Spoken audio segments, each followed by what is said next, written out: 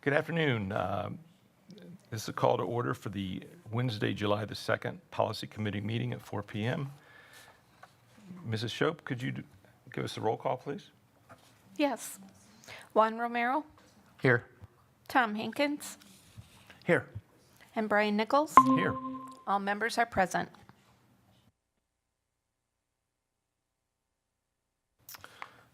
Okay, for the agenda, I actually have three minor changes, Mrs. Shope and committee members.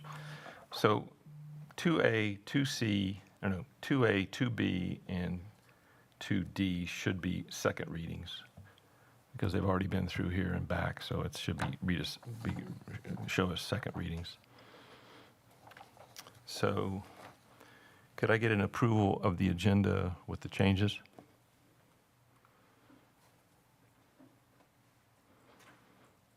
So moved. Second. I have a first and a second. Any discussion? Yes, I do. So Okay. by changing that with Robert's rules and posting and stuff, are we still covered? We're still good by Yes, changing right, that? yep. Okay, thank you. Any other discussion? You said that was 2A, 2A, 2B, and 2D. Okay, thank you. Okay.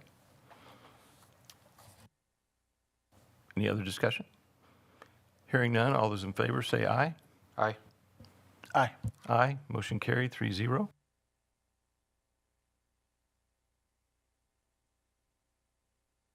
And could I get an approval of the minutes? So moved. Second. First and second, any discussion? Hearing none, all those in favor say aye. Aye. Aye. Aye. Motion carried 3-0.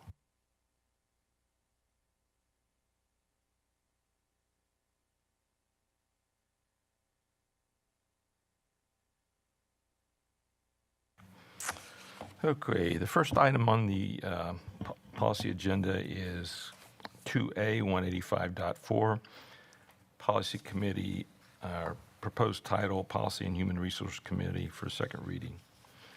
So I will open the floor for discussion.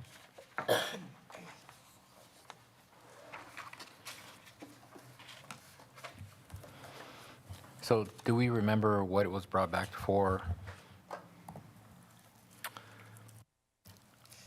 Well, there were concerns, it shows on the agenda page. After going to the Board of Education, there were concerns brought forward regarding evaluating and recommending changes with the diversity, equity, and inclusion lens. Much discussion about having the human resources employment recommendations coming to the committee before the full Board of Education and the implications. Through discussion, it was clarified that any amendment or denial with this justification would still be brought to the full Board of Education. Language was added to clarify these two roles for the board as well as the public.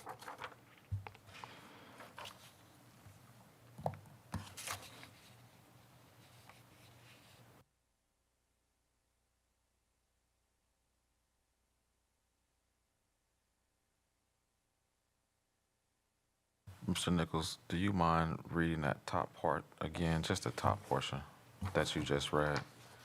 Sure. Please.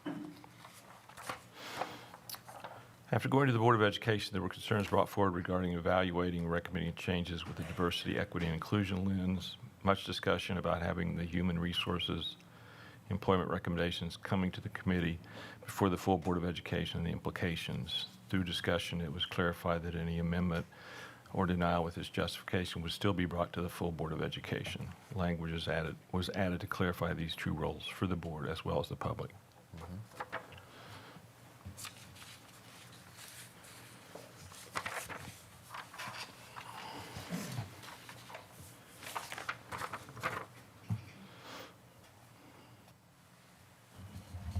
I guess from a question perspective, Mr. Nichols, if you don't mind me asking, the top portion of the policy under where it says human resources and recommendations review, I think the board had, like it stated, had questions about the recommendations from HR coming here, and then, like, what does that actually looks like? I mean, from the district administrator's perspective, I would prefer, if we're looking at the current policy, the top portion where number 1 states, the Policy and Human Resource Committee is responsible for reviewing and studying human resources recommendations submitted by the superintendent, and just put period there. I mean, not comma or a period. I mean, we can start a new sentence, but I guess the goal could be to seek additional information or further clarification on the human resources exhibits, because I think there was a holdup with it stopping, possibly, not necessarily stopping, but it being a 3-person decision whether or not it moves, not necessarily moves forward, but it being only one time we can do it here. So I think the Human Resources Committee, this committee, in essence, could look at our recommendations and seek clarification or further information. I'm just trying to figure out, is that the goal? Or are we trying to do something completely different? Because when you get into number 2, we roll into, recommend approval, superintendent's recommendations, recommend amendments. And are we going to do that live, or are we going to, I mean, it creates a lot of different functions when you start looking at Exhibit A. Okay, you lost me on the last part. Where were you reading from? Sure. Where were you reading from, Dr. Garrison? I'm sorry, I No turned my problem, mic no off. problem. I was reading from the actual policy that was written at the bottom where it says personnel and human resources recommendation. Oh, okay. Yeah. You mean human resources recommendation review? Yes, sir. Okay. And so I was proposing just strike through the prior to full board consideration and saying something like, and seeks additional information or further clarifications of the recommendations. I think we wanted to study how we do Exhibit A's, or how we get to that point maybe as a clarification point. But I'm just trying to figure out what is it that we're trying to get at by doing this at this point.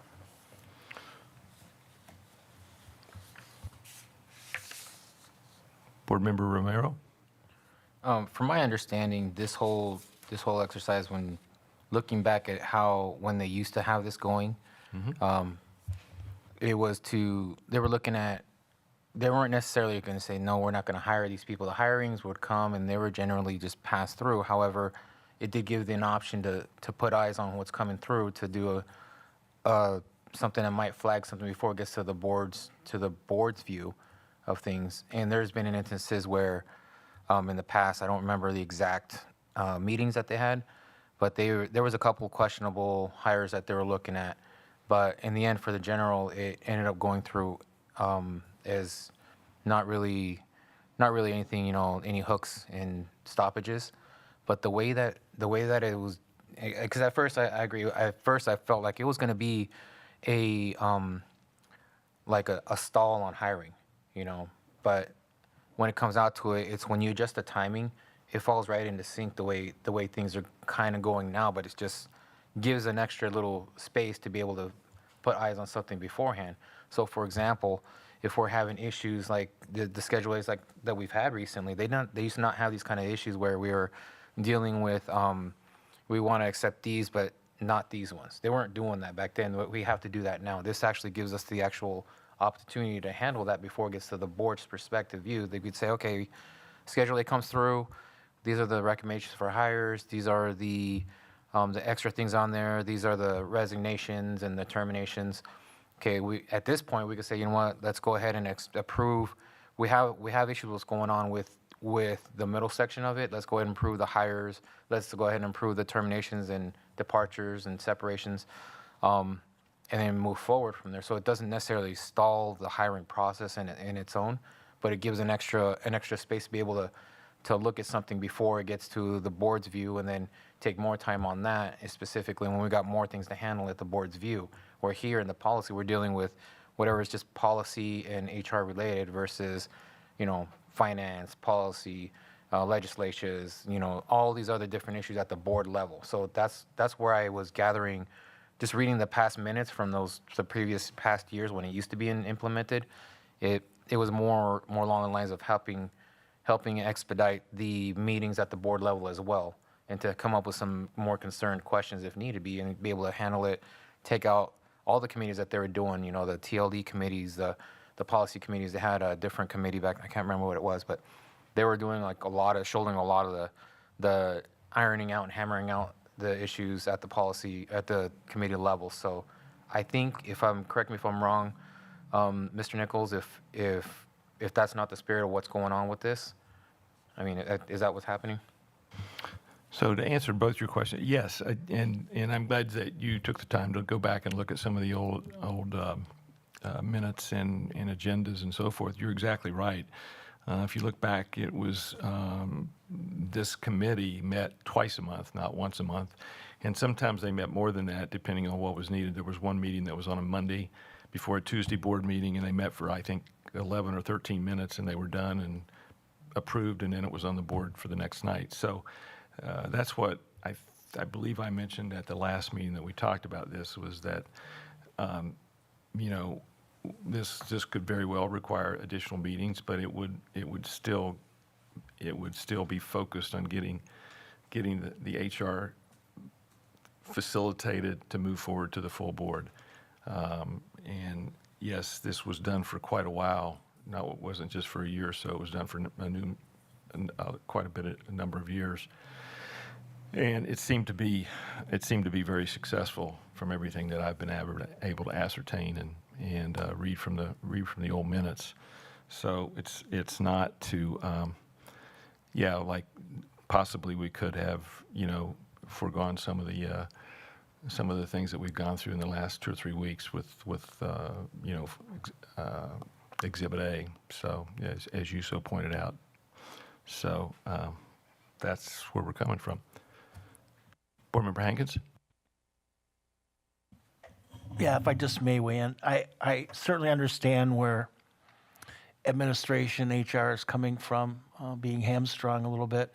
But in the end, these have to come through the board. And I think if we look on that lens, that this has come through board and we are trying to streamline it a little bit. And yes, there are always going to be questions. But if we start answering those questions a little step earlier in the process, it may help to get the answers to those questions that some of us have as board members. And in the end, it may be a little bit clumsy at first, but I think once we get the hang of how this will work, I think it will help admin and the board to streamline some of this through. So I understand the reluctance of giving up, of people or admin trying to say, well, this is redundant. Yes, it is, but I think that it serves a necessary purpose. And if it was done before successfully, I just think it's worth a look to go back and try to do it that way. And that's how I feel. Thank you. Does any Thank you, Board Member Hankins. Sure. Does any Dr. Garrison? does any board member have any idea of how many meetings we had this year? Just a general question. How many meetings have we had this year? Numerous. Numerous is good. Over 132. And that's including, ad hoc stuff and, community feedback sessions and just 132 meetings. One of the things that our goal is to try to be efficient and more efficient. And we did run into some bumps in the road on these last two, one could argue over these last few weeks with Exhibit A. But before that, I think we're missing that space as well. We were moving along.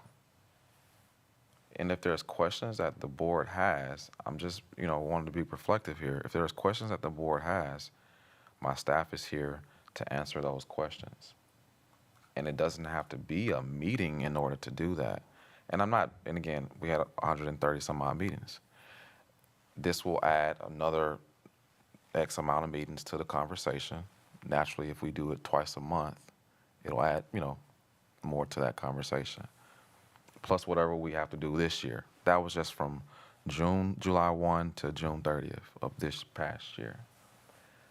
And again, that's like all total meetings. And I'm noting that because I think there is a level of expectations that we all carry to get the job done. The board carries a weight to get the job done. I truly believe that. And the administration carries the weight to get the job done as well. I just believe that this could take us a step backwards because we could actually still do what we're seeking to do by not necessarily having another meeting. Board members have every right to reach out to us, sit down with us, ask clarifying questions around how we're getting to X, and it does not have to be in another, quote unquote, setting of a meeting to do so. And I think that is a space where we can all grow from as well, because I can answer questions. It does take time to get the questions answered. We all know that based off of what's happening in the school district. But for the majority, I try to do my best to get questions answered as expeditiously as I possibly can as I am receiving them, me and my team. So just food for thought again,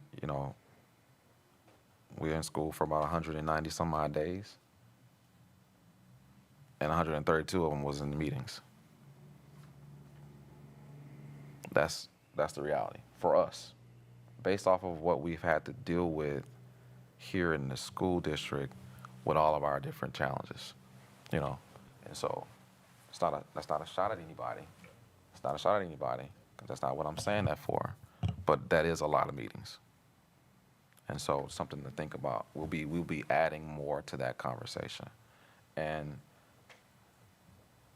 if the goal is efficiency, Mr. Romero, I hear you say that. The goal is efficiency. We can still answer the questions, get questions answered, and still be efficient without having to add another meeting to the conversation. Now, if this was done twice a month, and I think that's what Mr. Romero mentioned and you just mentioned, do you mind me asking Mrs. Shope a question, Mr. Nichols? No, not at all. Do you recall it being 2 meetings, or was it? I didn't go back and look to see if it was 2 meetings per month.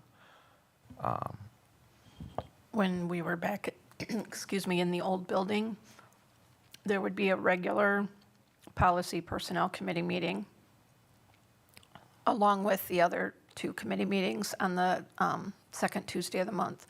And then right before the televised board meeting, there would be a short meeting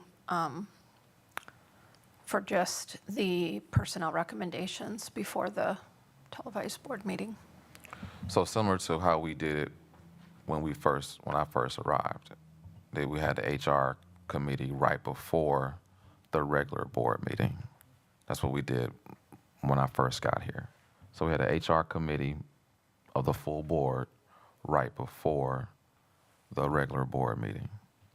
This year, we moved it to being in the regular board meeting because it's still a full board having a meeting, and we can go into closed session if needed and kind of go from there. That was the change that we had this year. So to try to be more efficient.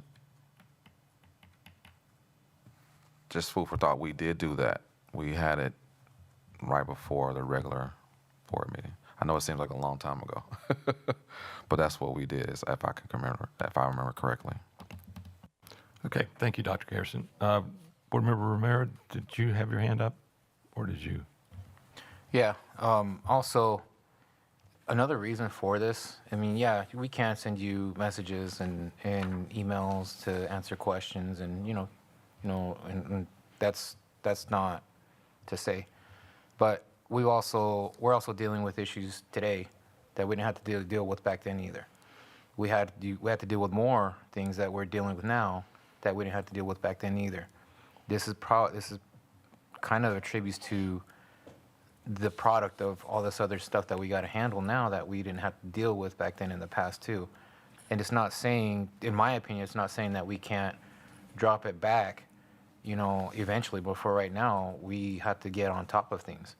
There's lots coming down the pipe. There's things that we're navigating that we haven't had to navigate before. And it's new area for all of us. It can work, in my opinion, it can work without hurting the streamlining of anything. It actually helps to streamline the big board process also.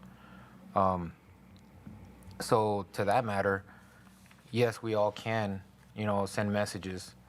And unfortunately, the realistic thing of everything is not everyone sends the messages. They'd rather do it at the board level or when at the meeting to be able to get that person-to-person answer. And that says a lot for some people. I mean, sometimes I'm that way, sometimes I'm not. So it just really depends, but this actually gives the opportunity to be able to handle some things. There might be some things that we'll ask that could be answered before it gets to the board level, and instead of spinning our wheels at the board level, we can get it hashed out here. That's an option too. It does allow for more focused and detailed examination of things also before it gets to the board level. We're examining it here versus examining it at the board level. Again, when we're dealing with more issues at the board level than we are in the committee levels. So it's one half dozen or the other in some things, but I do feel it would expedite and streamline a lot of things at the board level.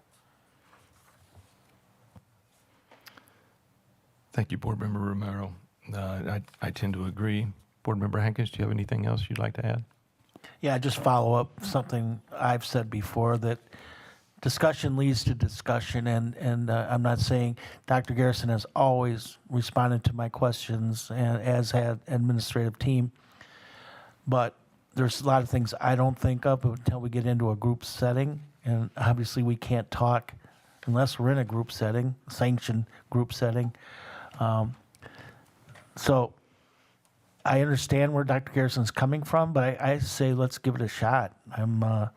I do think in the end, it will streamline. And if it doesn't, we can always revisit it. Thank you.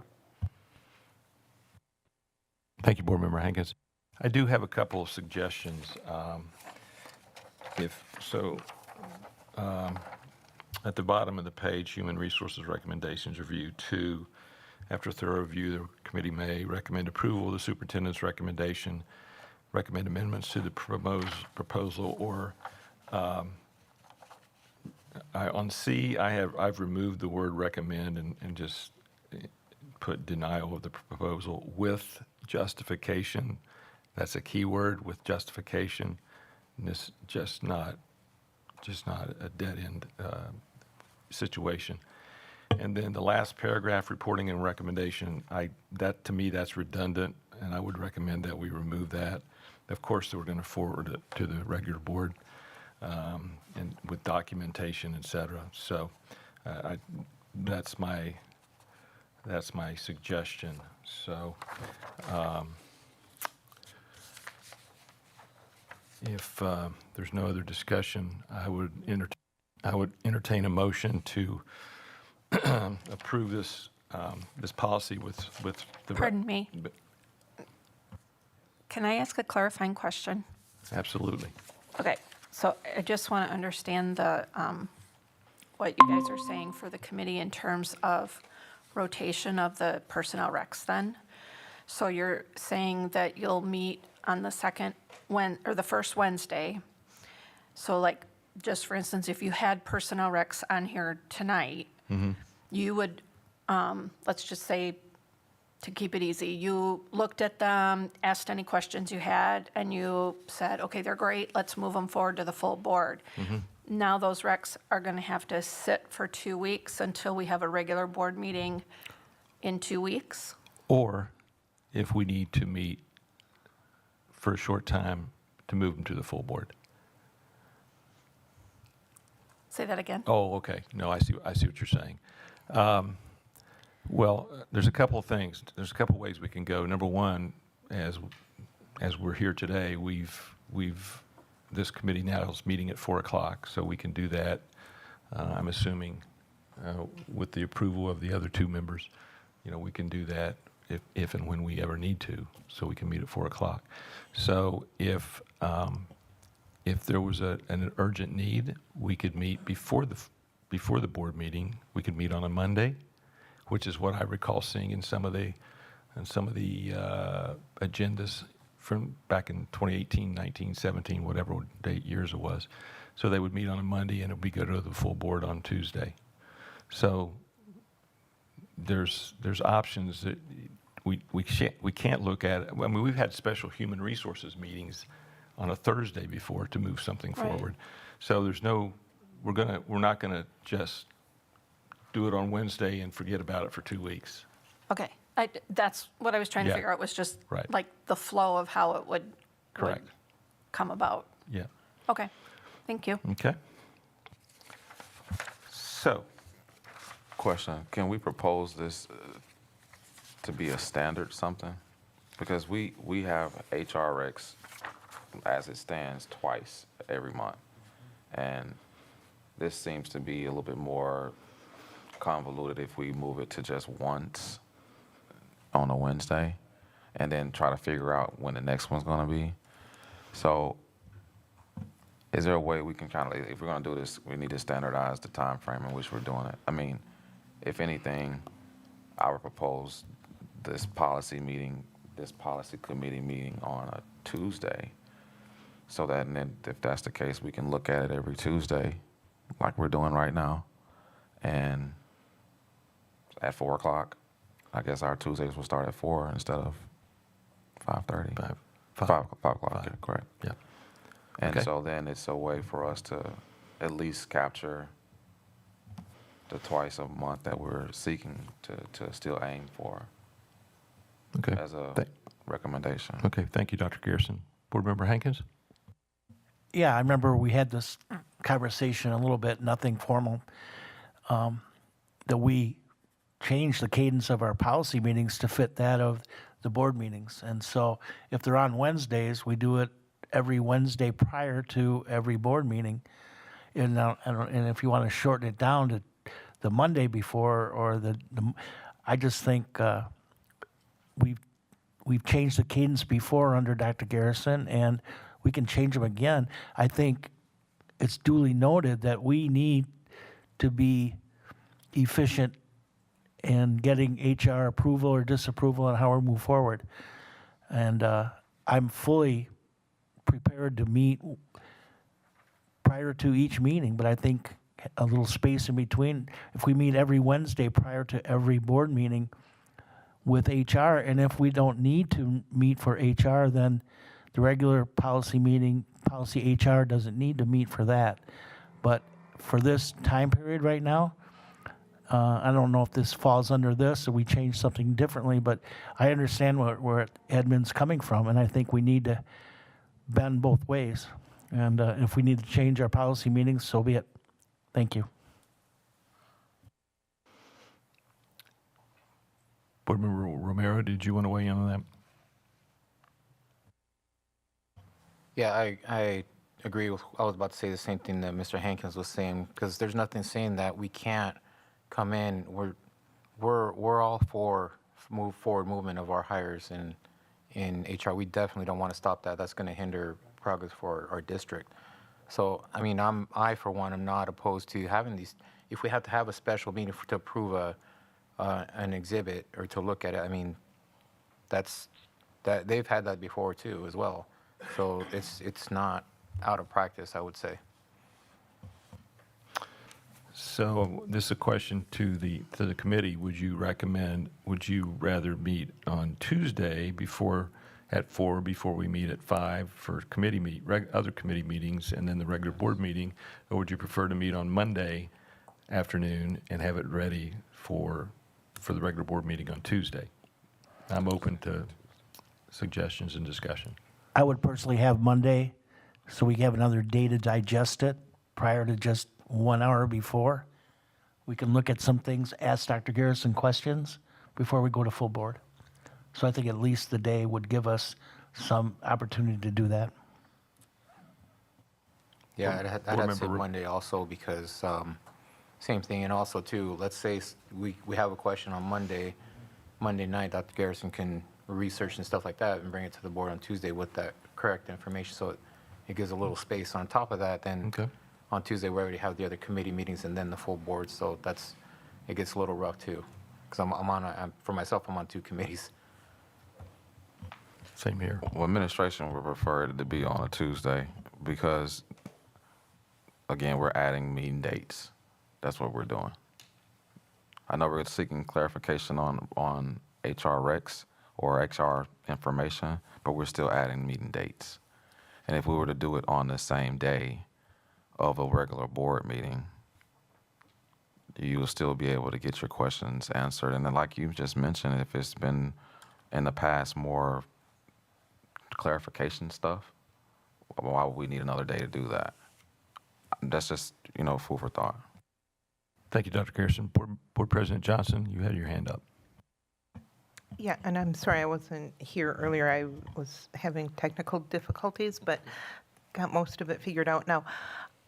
So I'm coming in at the tail end of this conversation, so again, for my apologies for that. Other districts have one board meeting a month.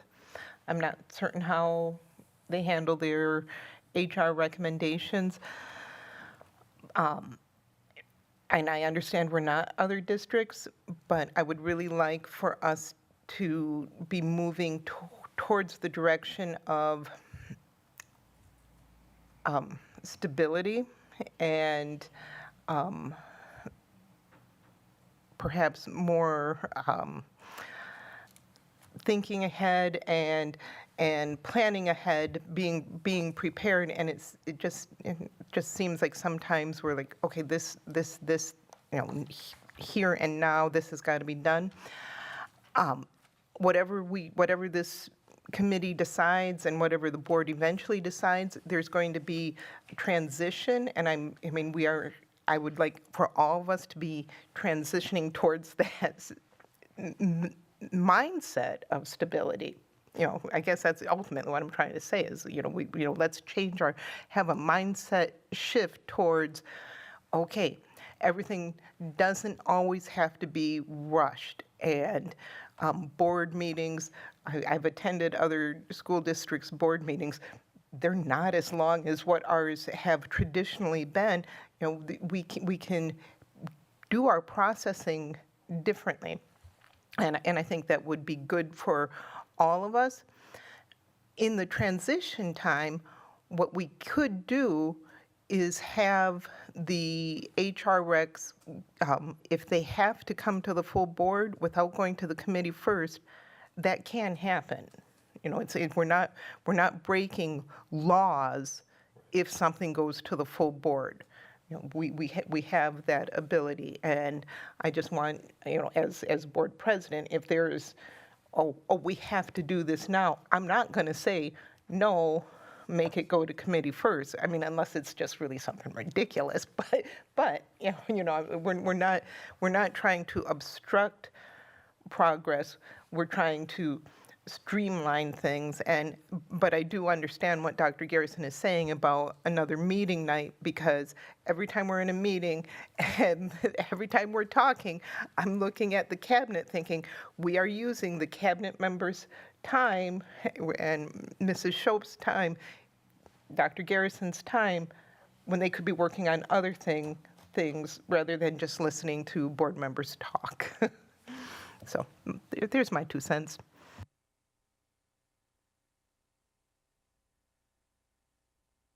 Thank you, Board President Johnson. Board Member Romero? Okay, so, noted. However, that's not the only purpose of the committee as well, the HR committee as well. It was also done to come up with procedures in ways that we hire things. Are we seeing how we're doing things correctly? Or how are we hiring? How are we terminating? How are things being done that we need to change? Different changes at all. It's not just about the Exhibit A's. It's other issues along the way as well. Then that's what they were tackling back then too. So it's not necessarily. The Exhibit A's were a big part of it, absolutely, but it's not the end all of end all. And when it comes down to it, they would have it. Their meeting on. For example, for us it would be the Wednesday, and for us we have to have everything ready for agenda for Friday, correct? So if we're approving everything or getting everything done on Wednesday for Friday, there's nothing saying that, okay, yeah, we can approve this part of this here and have it ready for Friday. Come Friday, just if you can tighten everything up for then there you go, and we're still on track for the next Tuesday. It's still the same process as far as that goes. That's why eventually, like you said, once we get past that transition phase, I think once we get past that transitionary area, it'll fit in as far as the timeline goes with things. That's why I was like, it can work. It's hard to picture, but it can work. But just Board President Johnson. Thank you, Mr. Romero. Yes, and I agree. I really think we need to have an HR committee as part of the policy committee. Like years ago, it was policy and personnel. And I'm antiquated, so I understand now it's going to be policy and human resources. It sounds like the hang-up is the processing of the Exhibit A recommendations, and that's why I was talking about that. All of that other stuff absolutely needs to get done. We need to look at, long-term planning. What are our needs now? What are our needs going to be 5 years from now? What are other schools doing, districts doing differently that we could emulate and do better, or even try new things ourselves? But because the HR recommendation seems to be the hang-up right now in trying to move forward with getting HR as part of the policy committee again. Have you guys discussed possibly just changing your meeting date from the first Wednesday of the month to the second Wednesday of the month? So that way you have Thursday, Friday, Saturday, Sunday, Monday to ask questions to Dr. Garrison or to have that, and then it comes to the full board on Tuesday? That's another option. I think that's the intent behind is, we need to be flexible to whatever works for the district. No, we don't want to hold up anybody being hired. Absolutely. If we do, we may miss somebody. We may lose somebody that would be valuable to this district. So, yeah, that's a great option. So that's why I went back to the meeting maybe on a Monday to move it to the board on Tuesday. But that's a very good option. Yeah. So when you say meeting on Monday, so your meeting night would change from Wednesday night to And Monday night? But possibly twice a month. It would depend on the need. As today, if we don't need a business ops finance committee meeting before a board meeting on the second, we do, we can work that in. So, it is about being flexible. We're not trying to hold up anything.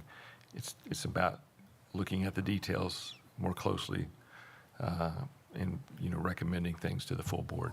So that's another option, a very good option. What do you guys think about that?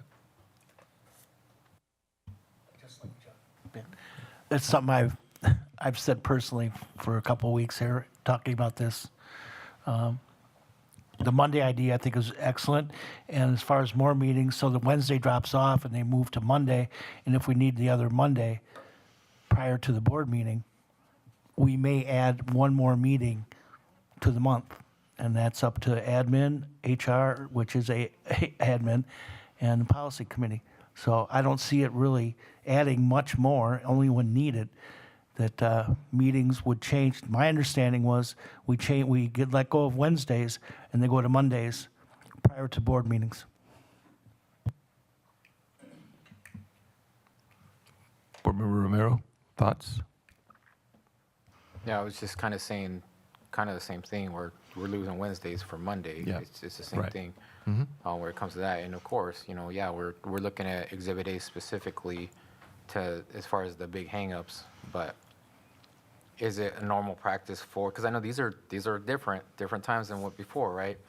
And I wasn't here before. So how was it before? Was it every policy, every board meeting there was an Exhibit A, or were there actually board meetings that they had regular board meetings that was no Exhibit A's, present? Because I know with everything going on, all the cuts and all the hires with this recent past, year, we've had to have an Exhibit A every meeting. Has that been the norm? I didn't take a look to see about that metric when I was looking at, and you pay attention. I was so involved with everything else, but is that how it's been? I think that question would be for Mrs. Shope. Mrs. Shope, I don't recall. I mean, I was looking. What I saw was there were like 2 meetings a month, and occasionally there was an extra one thrown in it on a Monday for whatever reason. Short meeting, approved and done. So, could you answer Board Member Romero's question about, was it always 2 meetings a month? No, I was asking. At every board meeting, every was there board- always oh, an Exhibit A Exhibit at A, every yeah. meeting? Or did they skip every other meeting there was an Exhibit A that wasn't really presented? My best recollection is that at every meeting, there has always been an Exhibit A. The one that fluctuates is an Exhibit B. Right. Years ago, we never had Exhibit B. Those didn't come before the board. So we only had Exhibit A. And every time there was a board business meeting, which is what we're calling regular board meetings now, but every time there was a board business meeting, those personnel recommendations were approved. So the process was slightly different back then. The personnel recommendations that went on, so when I first started eons ago, the personnel recommendations went to the committee on the second Tuesday. They were moved forward to the full board. On the fourth Tuesday, they would be in the packet for the board to approve at the business televised meeting, because that was the only meeting we televised back then. What would happen is, between the 2-week period, HR would continue to hire people and offer people positions, and those people would get added to those personnel recommendations. So if you had 15 people on the original list that went to the committee on the second Tuesday, by the fourth Tuesday, you might have 20 people. So as the board changed over time, a board member came on and they said, wait a minute, the committee never approved those 5 people that got added. I think we should have a short committee meeting right before the televised meeting so we can approve those new additions. So those new additions would be bolded so that the committee could meet, look at them and go, yep, we're good with those, and then they would go to the full board. So that's how the second meeting of the month got created.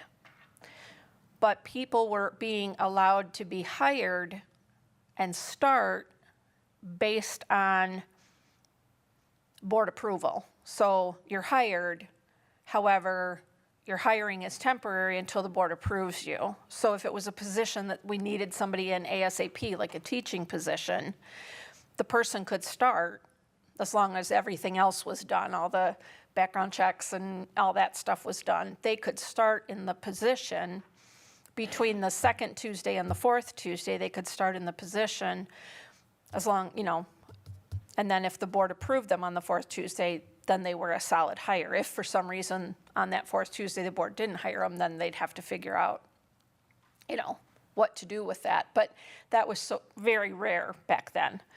So that's how the 2 meetings came to be originally. Does that answer your question? I think so. So I think that's sort of what some of the things that I observed, but not knowing exactly what the cadence was. I was kind of trying to put 2 and 2 together. So, Yeah. But I do remember seeing one or two Monday meetings that were like 10 minutes, 11 minutes, 13 minutes, whatever, and they were done and gone. And Right. then I think that And they went to, would sometimes call special meetings, Yeah. especially like in August as they're trying to hire people, or September as they're trying to hire people and get positions filled and things like that. as a matter of fact, I think one of those was a September date. So Yeah. that makes sense. Okay. So, having said all that, so 2 Mondays a month, or 1 Monday and a potential Wednesday, or just think. I, for one, I'm for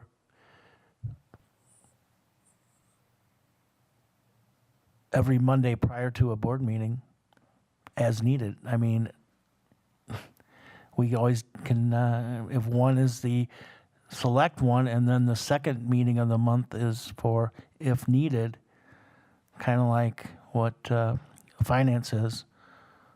I think that solves some of that. The Wednesdays drop off altogether, and always special meetings, that can happen. Board Member Romero?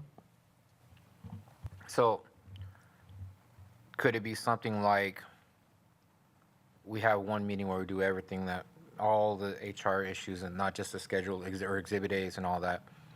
The second meeting be specifically for exhibit A's. This way it doesn't take up a whole lot of time when it comes to that. Or as that could be the as needed thing also as well, like Mr. Hankins was saying. I mean, it's just a thought, but I mean, I'm okay with every Mondays as well if we need, however that cadence would work out. And we have to remember, we still have to do policy issues other than related to HR. Correct. Yeah, So- correct. We keep talking about exhibit A's, but we have to weave everything into it.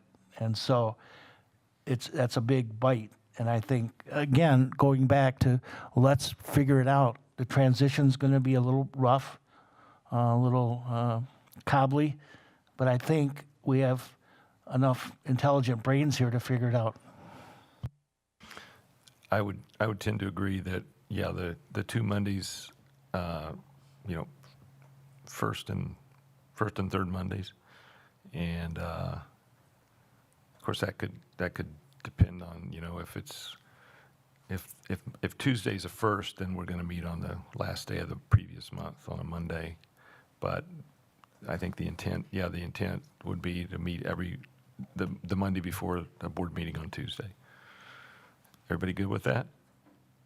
And then if need be, as you pointed out, Board Member Romero, that we can always call a quick meeting if we need to approve something or whatever, not to hold anything up. So.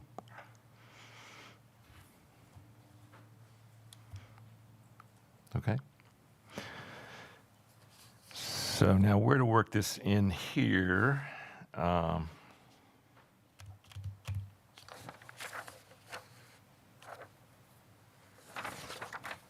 Actually, this proposal doesn't really address meeting dates, meeting days. You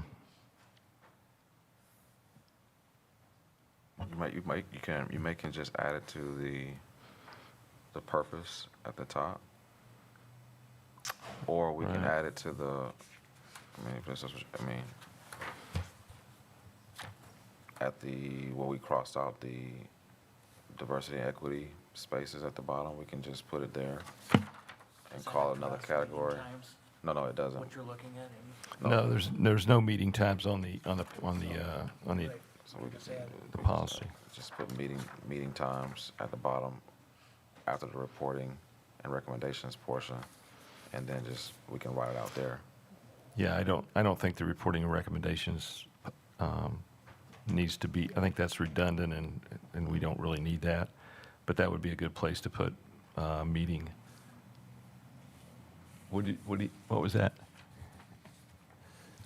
I believe policy 185 is where it delineates the committees and when they meet and things like that, the days they meet. Thank you. We will revise that policy 185 to put the days. But why can't we just put it in this one too?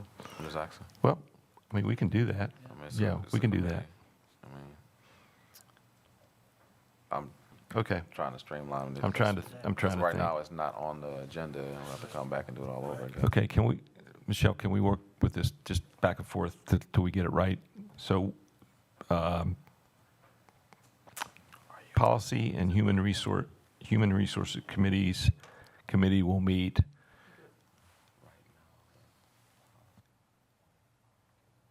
every Monday prior to a Tuesday board meeting. I think that should cover it.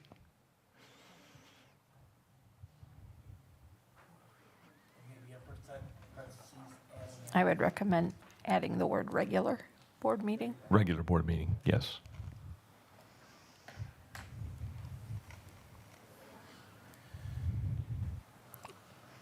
Board Member Hankins, what did you, or as needed? Is that what you said? That might be problematic. Just Yeah, leave it at let's- the way it is. Leave it the way it is. Yeah.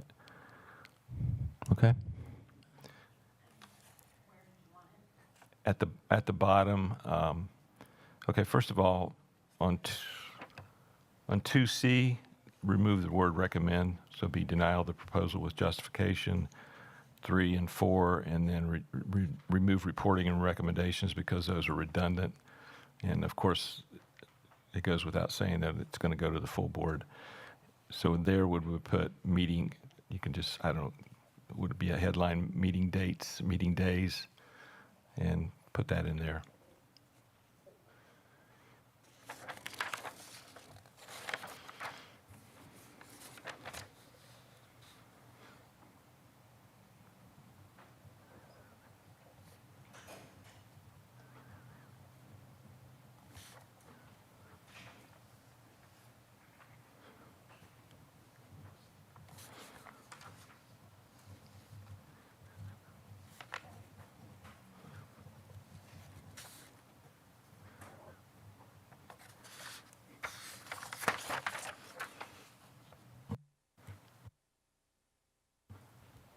So do you have that? Okay.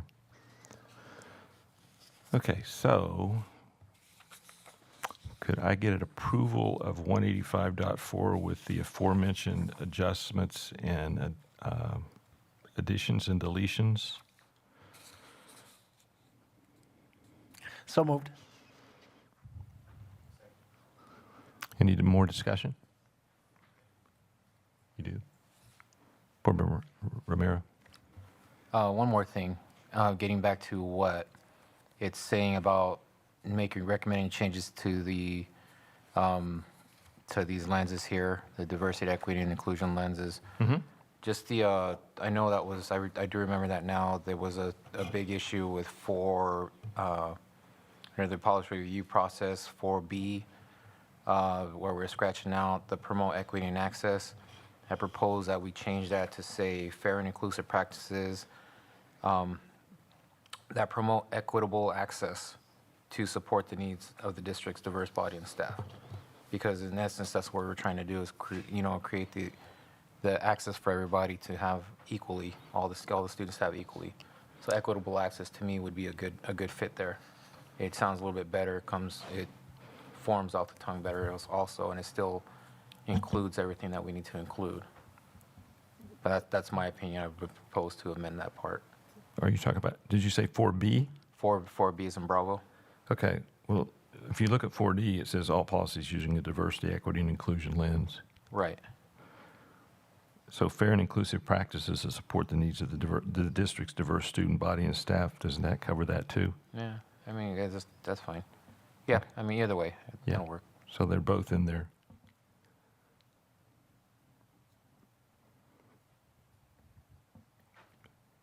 Are you good with that? Okay. So any other discussion? All those in favor say Clarification? it. So am I adding or not adding what Mr. Romero? No. Okay. just- All those in favor say aye. Aye. Aye. Aye. Motion carried 3-0.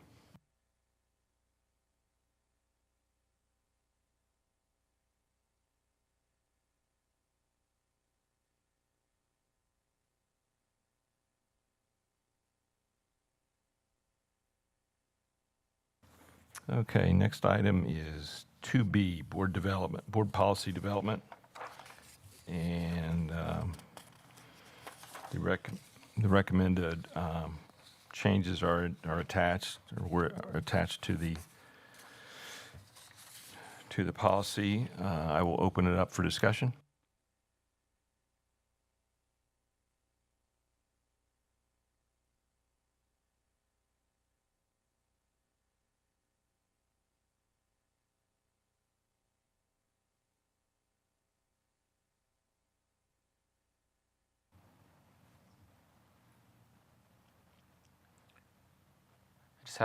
Just have a question here for this. It says within 2 business days of receiving such a proposal. Should we put the number 2 in parentheses next to that? It kind of follows suit with the next sentence out where it says on or before 14. It's a numeral number. It's just like a grammatical thing, kind of keeps it uniform. Yep, I agree. Did you get that, Michelle? Okay. Anything else? Board Member Hankins? I'm good, thank you. Okay.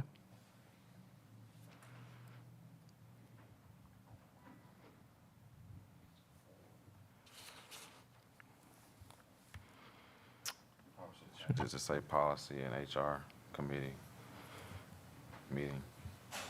If that makes any, difference there, since we are moving forward with the other policy. Yeah, to keep it. Yes. Good point.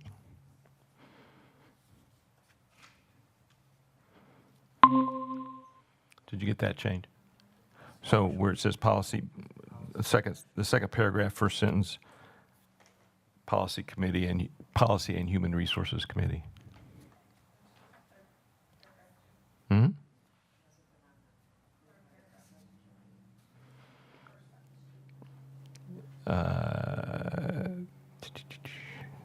Yes, and on the third paragraph, first sentence, is that what you said?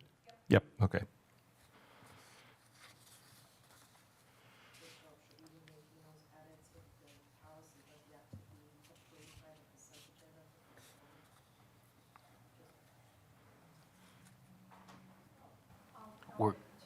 we're gonna vote on that, Ms. Mortek. We're gonna vote on it this way with the amendments, and then goes back to the board with the amendments that we Right. create Correct. here. And then they'll vote on it up there as it changes. Correct.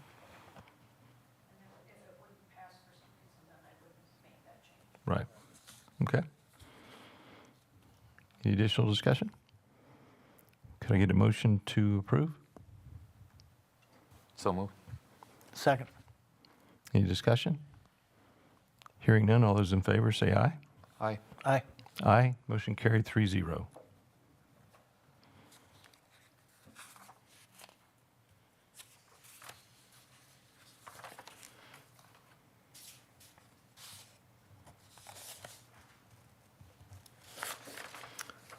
Okay, the next item up is 345.6, or 2C, 345.6, Rule 4. And Mrs. Mortek, you're welcome to add anything. I think what you've submitted is in good, is good, but it's certainly open for discussion after you share with us. Okay, great. And I know you were also at that other committee meeting, so heard a lot. So I won't start all the way from the beginning. But I did take into consideration some of the feedback, specifically from Mr. Romero. So just wanted to call attention to that because it's different than the first draft that I had at the TLE committee. There was a question around noting on the transcript that students would receive credit, but it would not change or affect their GPA, which is typical. So I added that when you go underneath the table where it says additional provisions, I added that sentence there. So it says credits earned based on the proficiency placement will appear on the transcript towards graduation requirements with a note of credits earned for elective without grade towards GPA. So I added that there to note that, and I appreciated that feedback because that would be something that would have come up in question later, and now we have it in the policy. The other piece that I wanted us to add is our EL students. We used to call them ELL students. We still do. It's like a potato thing, but more currently we call our students EL, which is English learners. Even more progressive is multilingual learners, right? That's kind of where that whole place, that kind of area of education is evolving. And so our main service delivery model for our students that are by law identified as English language learners or EL or multilingual learners is through our DLI program. And so when Mr. Bosco and I wrote this, it was sort of, I think, between the two of us, that assumption. However, all students have the opportunity to participate or choose not to participate in our DLI programming, whether or not they're EL. And so I would like to add to the policy where it says up at the top, for either our students, and Ms. Shope, this is for you. So see where it says the purpose, and it starts with, this policy supports students enrolled in the dual language immersion program and newcomer students. We also need to add a third student, which is our English learner, parentheses, EL students, because in most cases, our newcomers and our DLI students encompass EL learners, but they could also be outside of that. And so we just wanted to note that because that would give them the ability to also take a placement examination if they don't qualify for those other two things, which I thought was also really good feedback. Other than that, I do not have any additional things to add at this time. There was some other thoughtful questions that came from Mr. Romero. I reached out to the department chair because I need to just gain a little more background knowledge in this area.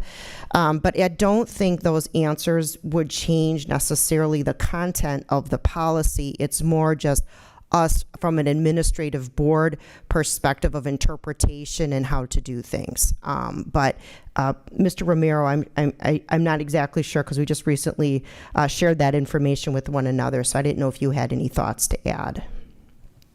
The only thing I can really think of is like, let's wait for the chair to come by and do this. If we do decide to pass it through, I would like to know it's just in the context of there could be some changes that, and realizing that we'll have to come back and do this again to get whatever tweaks and changes should they come up. You know, it's like a just-in-case kind of thing. Yeah, Because there might be feedback that the chair would be able to give us as well that, you know. it could lend pops up. some new information that we want to include in the policy. Right. So Okay. as long as, I'm okay with letting it go through, as long as we're aware that we still have to contact and finish that up and pass it to at the board level, Okay, I'd be okay with that. It should the rest of the committee here approve too. okay, and I know that this, Mr. Nichols, is the first reading, so also by the time we have the second policy meeting, we'll hopefully make contact and then kind of get some more nuanced answers to some of those questions. Right, okay. Yep. I can also reach out to the folks that we worked with that are kind of the DLI experts of the world for our audit, and they might be able to answer some of those questions too. Thank you, Mrs. Moritek. Yes. What was the change that you had made? I want to make sure I note that on the. Sure. So in the policy, Right. we added to specifically call out our English learners as well. It was sort of implied in our thoughts, but it needs to be pulled out. It's just kind of sometimes when you're in teacher speak or education speak, you assume things and it needs to be Right. called out. So I appreciated that's where I added that in the second sentence. I think Ms. Shope caught it. Could you just read that back to me real quick? That sentence will say, this policy supports students enrolled in the dual language immersion, DLI program, and English learner, parentheses, EL, and newcomer students in accessing high school graduation credits and potentially advanced placement in college coursework. Okay. Yes. But I do have another question.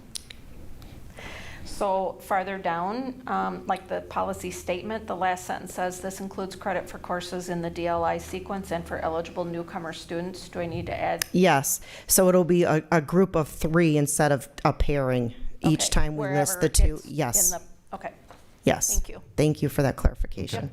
Good. I just question also, would that would also fall into the, I just saw it, the eligibility criteria as well, would that fall into that too? Yes. Yeah.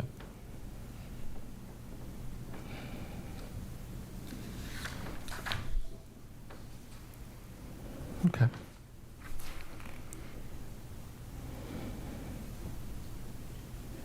Any additional discussion?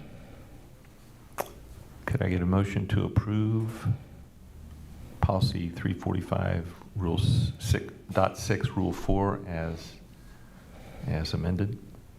I would like to say thank you for the hard work. That's really good. I appreciate that. And You're welcome. I'll move it. My pleasure. So moved. A second. Any more discussion? Well, I would add to that too, Teresa. Thank you and your group for the hard work. But there's a lot of work here, so thank you everybody. You're welcome. And if there's no additional discussion, all those in favor say aye. Aye. Aye. Aye. Aye. Motion carried 3-0. Thank you. Thank you.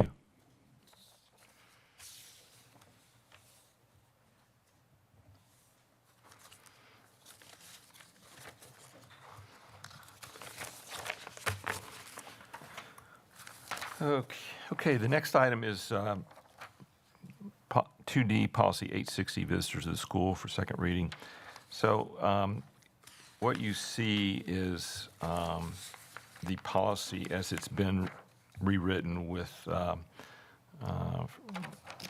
discussions and consultations with our legal department, and this is the end result of what we've written. So I will open it up for discussion or questions as needed. Board Member Romero?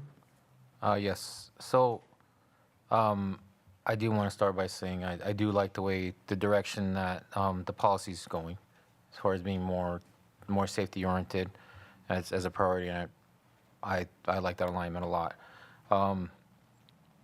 It's just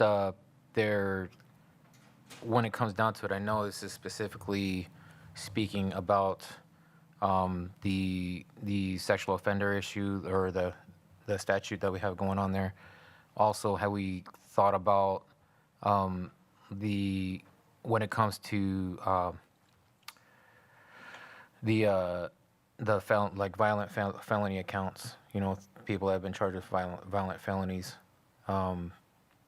has, that been consideration? I mean, we should have something to the effect that we need to develop like protocols for implementation. Say something happens if, for example, a sex offender goes through the processes and does what they need to do with notification, proper notification. What are our protocols that we would have going, say they go to attend the function, and what are the protocols?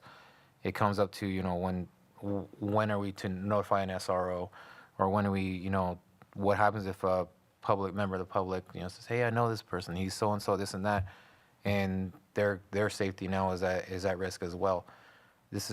It also goes to look at safety from all sides. It keeps everybody, more safe. So we should probably look at some kind of procedures, proactive procedures to handle something like that. So something that says we can, if you're doing this is what has to happen. This is how you're expected to conduct. This is what you can expect from us as a district to have there as well.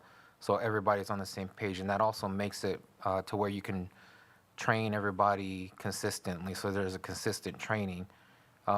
Just from what I've noticed also, like, for example, issues at one school, someone's trained differently than the other one, or to not to the same direct extent as the other school would be in some cases, what I've seen. So there's not really consistency there too, just to keep everything consistent to where everybody can be trained consistently, and there's a expected procedure to keep everybody safe. Things like how do we document the response to the violations without escalating the situations. There should be a procedure to kind of do something like that. So we should probably look into doing that and implementing something like that into this policy. This way, it's already noted there. It's there existing. It protects the public, protects our kids, protects everybody around, and it keeps the district out of legal issues. Everything's in policy there. We need to follow the policy as long as everything's followed and trained properly. That's just an opinion that I have. Dr. Garrison, would you like to address that? Yeah, so our Raptor system does flag, and again, I think we want to just note that too, does flag major things that a person may be, had in their past, let's just say it like that. Sensitive crimes, thank you. No, just sensitive crimes. Sex offenders. So our Raptor, the technologies does flag sex offenders. How would we, I guess my question to you, how would we know that if the Raptor does sex offenders, that's what it looks for? So That's that we might need to get with legal as far as that goes to see. that sounds more like, I'm sorry, let me finish the thought. I would caution us in thinking that how that actually looks when the person comes in to, I don't know. I just don't know how that, the ID system that we currently have looks at the sex offender space. And I can turn over to Mr. Turner, if that's okay. Yes, that's what I was going to suggest with Mr. Turner. Thank you for being here, and we'll appreciate yours. Well, I saw the agenda item, and I thought I'd come down and see if I could be of assistance. So I'm Ryan Turner. I'm the District Safety and Security Coordinator. Raptor and all those things are my world. So I can confirm that, yes, Raptor only looks at all 50 states and territories for convictions of crimes, but put somebody on the registry. So it only looks at the registry. It doesn't look at like individual court jurisdiction, stuff like that. If you're on the registry, which is obviously very public information, that's what it's looking for. It will not pick up, to kind of ease into the conversations with parents, we're not looking for if you got a underage drinking ticket in college. It's not looking for stuff like that. And it's also not looking for felonies that are not related to sex offenses. So yeah, I'm not aware of a system that would screen for felony convictions. There have been many instances where an individual was in our building, whether it was for a play, a sing, whatever scenario, and another parent goes, that's so-and-so, and I know they have an active warrant. Well, we have, processes for that, notify the SRO if there's one in the building. If there's not, we call the 911 number.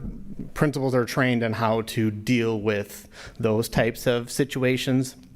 But as of, up to today, we've, and I know we're not saying we want to, ban parents that have felony convictions, but if this policy does appear to say that, if somebody just being in the building, if they're a violent offender and they're acting out or whatever, or maybe they have a current case ongoing related to some very serious situations, if the principal feels like, hey, them being here puts us in a very uncomfortable situation, they 100% are empowered to make decisions for their building.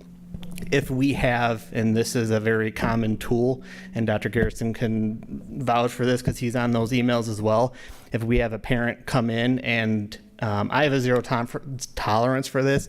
Any parents who comes in and causes a disruption, whether it's just cursing at the principal or whatever it is, zero tolerance. If you have an issue with a principal or a staff member, you come here. You come here, you fill out the complaint. You don't get to go into the school and raise a commotion and get your way. That's not how, we don't tolerate that. So we have what we call a stay away letter. Currently, it's listed as 15 school days, so you get about a 3-week cooling off period. But it doesn't stop parents from participating in drop off and pick up, because a lot of parents, maybe it's a single parent home or one works earlier than the other, stuff like that. So we still work with them. We just say, hey, you conducted yourself in a manner that is not kosher with us. You can't come in the building. You can't come into the plays and the sing-alongs and visit the classroom or take your kid to class. You have to remain out of the building for at least 3 weeks. So we do have that as a tool. But that's just kind of a brief overview of what we have in place and what principals are empowered to do. Thank you, Mr. Turner. Board Member Romero. Yeah, just a kind of quick, or not quick, but just a question. When it comes to Raptor, I was speaking to actually today I was speaking to the parole office and asking about this topic. I mean, technically, and I've also looked it up on the internet and just wanted to verify with them. Technically, in Wisconsin, the school district can decide who can go in and who doesn't when it comes to that. That's where technically we can do that. So when it comes to the Raptor system, does that indicate? Does that tell you the stipulations? Because I've never used it, I've never Sure. seen it. Does that tell you the stipulations for each individual? let's say I scan in and I'm on the registry. Is that going to tell you the stipulations that the judge ordered? Because they're not from what the parole officer was telling me. They're tailored to the individual. So one individual might have these set of stipulations, and they might look different than for another one. Sure. They're not. Does that work that way? And I'd be more than happy to sit down and show you exactly what it looks like. So let's say John Doe, this date of birth is a registered sex offender. And when they scan the ID or they tell them what their name is, it pops up bright red. You can't mistake it for anything else but a hit. You can click on it'll tell you what state the record was found. You can click on that link and it'll take you to that state's registry. And so whatever that state put on that registry record is what we can see. So there could be some details that are left off of that. So it's really we're at the mercy of whatever state put on the registry. So, and they usually put things on there, and I'm not an expert in sex offender registry, how it transfers from a court order, a conviction to the actual registry. But they normally would put things on there that the public needs to know, like the age of the victim, was there force, and this can get really sensitive, but they put details on there that we do use it. So, if you have a person that comes in and, their victim was 8 years old and it was a violent type of, okay, well, that's way different than maybe a situation where it was an age thing, like a 17 and 15-year-old, something like that, right? Vastly different situation. So we do use that information to try to gauge of how we're going to address this person being in the building, whether it's, you know, strict escorts only allowed in the main office conference rooms, you know, stuff like that. So we do have a procedure policy for things of that nature. A policy and Or not necessarily policy, just, Sure. just the MMPs, you know, scope of procedures. yeah, there is a we call it the Raptor procedure guide. It talks about who you should be scanning and yada yada yada, and it's more, I'll be honest, it's more like trial by fire. You know, once we put Raptor in, we got our first one. Okay, this is what we're doing. If they're just here for a conference, you don't need to have the conference in the teacher's room. Just have it in a conference room in the main office. Make sure there's always a staff member with them 24/7. And most of our current administrators have been here longer than I have, and so I've worked with each and every one of them on this. And so we just have a system. May not be written down to the T, but we have a system. It could be possibly maybe a good idea to maybe get it written down. Yeah. So it's followed like Yep. consistently for everybody, to be able to be trained properly, everybody. Yeah. Yeah, and I know we're looking at bringing on some new administrators in the next month and a half, and so that would be a perfect opportunity to make sure that it's written down and they always have a reference. Yeah, no, the trial by fire thing kind of makes me a little shaky too. Nope, I understand, and Something it's like that, it's like, and it's there's not many great places to put it because it's not policy, which is what we're here for. Family handbook is very kind of specific, so it's where do you put it that it is enforceable and you can hold people accountable to it. I can put it in there right now. Also, another thing too, we have a lot of people that come in and out of the district, you know. Do we have a MMP for when we come to situations where they're not compliant and they don't register? Are they going to be flagged somehow? Is there a way to check for that? Or do we have anything in place for, you know, situations like that may occur? You're talking like if a registered sex offender doesn't follow the Wisconsin statute of what they're supposed to do to be in the building? Right, and then also when we find out what happens. It's more, we've had this with, the one that comes to mind is one of our food pantries. We had an individual that, you know, we figured out, you know, wasn't following the rules, and we said, you're not coming back.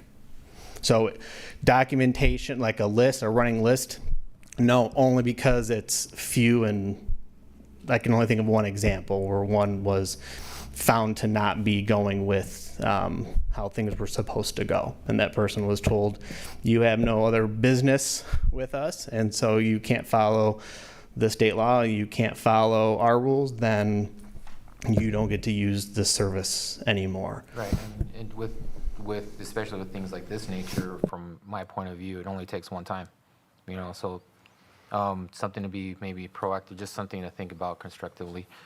Also, as far as getting to the topic about the non-sex offender felonies, there's one I just looked up here, Verkada Guest, says the system allows schools to screen visitors against registered sex offender lists and various criminal databases. During Raptor is only specifically only for sex offenders, correct? Maybe it's something that we can look into, or maybe another one that does Centengix visitor management is another one that screens visitors against the National Sex Offender Database and custom banned person list that can flag the custody issues. I mean, things like that. Maybe we can look into something Yep, different. absolutely. The Centengix one was one I was looking for. They also do wearable panic buttons, and that's something that I feel very, very Yeah, strongly that about. was another thing I was Yep. gonna see if we can do something with that And also. so I think Raptor was, I don't know this to be 100% accurate, but I think Raptor was kind of like the first one to come out. And of course, okay, they have their product, and now people are going, oh, well, they got this, we're going to do that and this and this. So absolutely, if that's a direction, you know, we'd like to go, by all means. Because I do think that you had mentioned kind of a running list of people that have not followed the rules and, they need to be, their names monitored. Having a custom ban list that would flag somebody trying to check in would serve many purposes, including that one. And also, one more thing, when talking to the probation office, they, once they're off of their probationary period and they're off the list, then they, according to them, as far as they're concerned, they get all their civil rights back and, life goes on. Is there, how can I say this? Sometimes there's places or people that this is just a title, but the sentiments or the intentions still might linger. Is there anything in process, or have we looked at putting into any kind of procedures for those cases where, okay, this person was flagged before, now they're not? Is there is there anything that we look at for as far as that goes? Anything in any MMPs for that?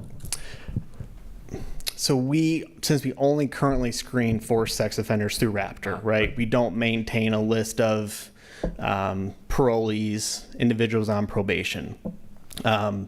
So there wouldn't be a way since we don't know if they're on that list, we don't know if they're off of that list. The closest thing that I can come to offer is our stay away letters.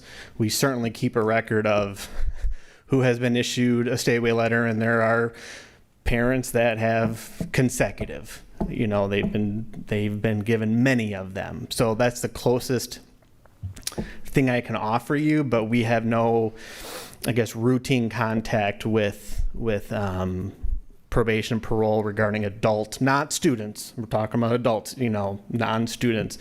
We don't have any regular contact with them, letting us know who in our community is on probation or parole or anything like that. We do, during the school year, we call them safe school meetings. So we meet with the Rock County district attorney, not the district attorney, but somebody under him, and then different youth justice, stuff like that. So they keep us very in tuned on what's going on in our community, mostly related to the students being the juvenile realm. But they absolutely use those opportunities in those meetings to let us know of adults that we may need to be, hey, they're looking for this person for that. This is the parent of so-and-so. The student has done nothing wrong, but you should know that the mom or the dad is involved in, this type of criminal, whatever, and they're on our radar, that kind of thing. And then we take that information and we disseminate that out to whatever building principal it's relevant to. Okay. Would it be possible that maybe we consult about legal for the felony portion of things, just to see if there's anything that we need to put in here before we send it to board? Well, I have a couple questions before I can respond to that. First of all, in this policy at the bottom, it says the superintendent is authorized to establish guidelines and suggestions to visitors to the schools. And then at almost the very end, the superintendent, this was added to the policy, superintendent or designee are authorized to prohibit any individual from entering district property or remaining there if there's reason to believe their presence will be detrimental to the operation of the school.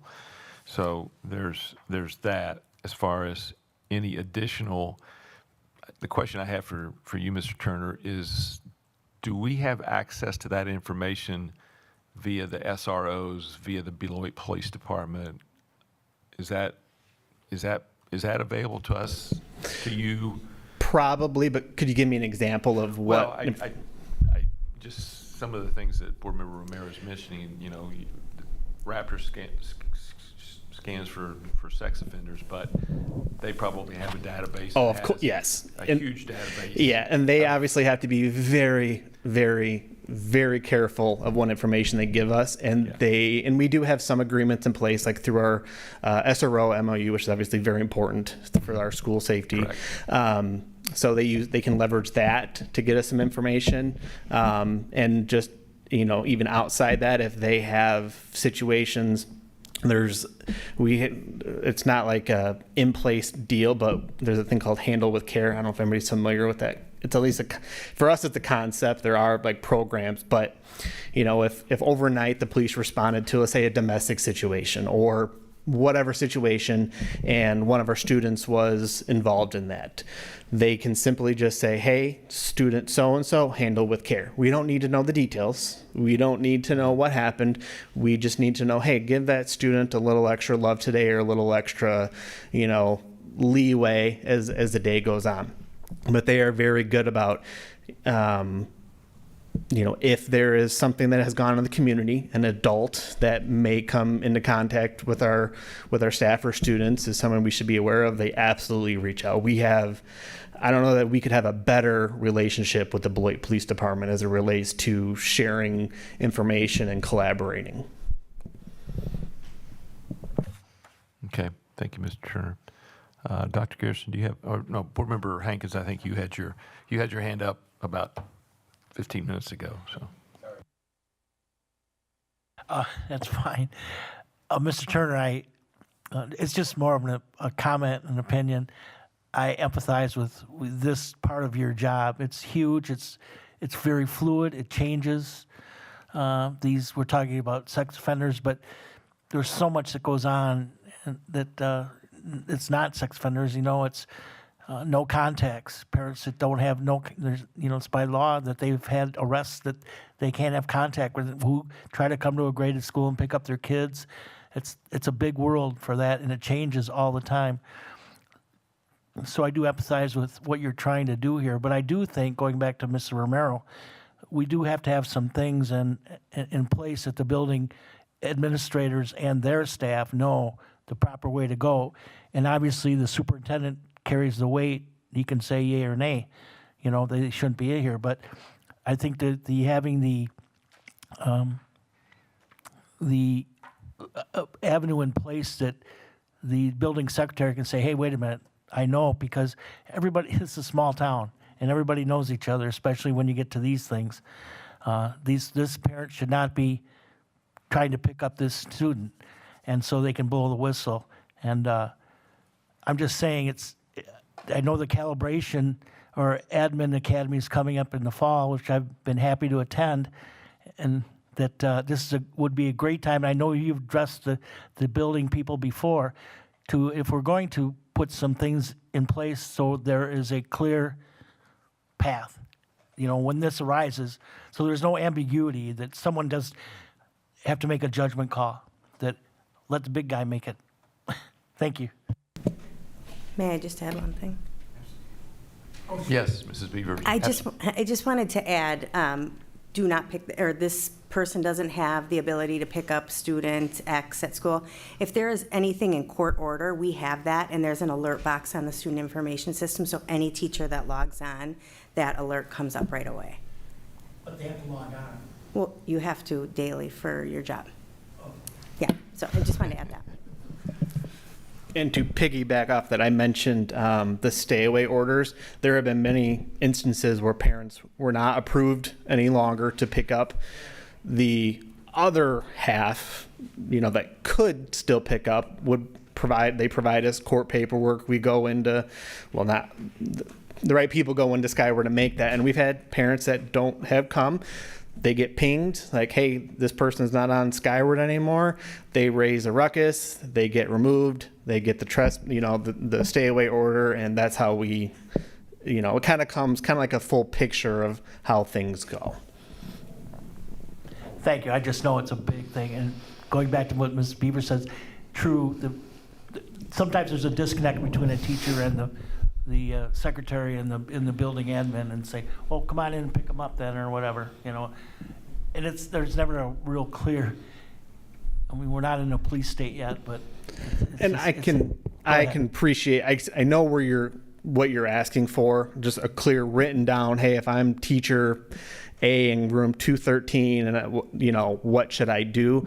If it helps at all, we've had plenty of staff reach out and say, hey, I heard through the grapevine that this happened, and little Joey's mom and dad are on the fritz, and Joey's dad said these things. It may not be in Skyward yet. It may not be a thing that's been vetted out through court, but we can at least pause. And I always tell principals, if you have any doubts, first off, trust your gut, and just don't release a kid until we'll call the police over there. They can look, and we can make determinations in the moment. So I say all that to say I believe that our staff do feel empowered that, hey, if I have a concern, it's going to be heard.